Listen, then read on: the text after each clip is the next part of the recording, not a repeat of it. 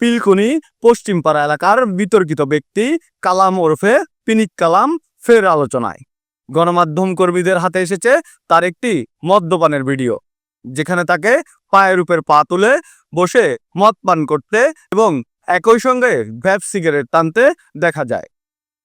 জানা যায়, মজলের ছেলে পিনিক কালাম একসময় যুবলীগের সক্রিয় ক্যাডার ছিলেন। তবে গত 5 আগস্টের ঘটনার পর তিনি হঠাৎ করেই দলবদল করে বিএনপি নেতা পান্না মোল্লার ঘনিষ্ঠ সহযোগী হয়ে ওঠেন।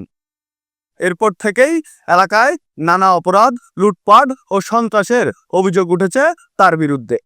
স্থানীয় বাসিন্দারা অভিযোগ করেছেন, রাজনৈতিক ছত্রছায়ায় থেকে তিনি একের পর এক অপকর্ম চালিয়ে গড়ে তুলেছেন বিশাল অবৈধ সম্পদের পাহাড়।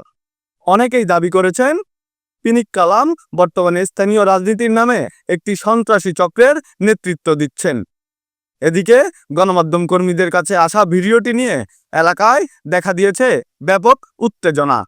অনেকেই প্রশ্ন তুলেছেন, একজন রাজনীতিকের এমন বেপরোয়া ও অশালীন আচরণ সামাজিক এবং রাজনৈতিক মূল্যবোধকে প্রশ্নবিদ্ধ করছে।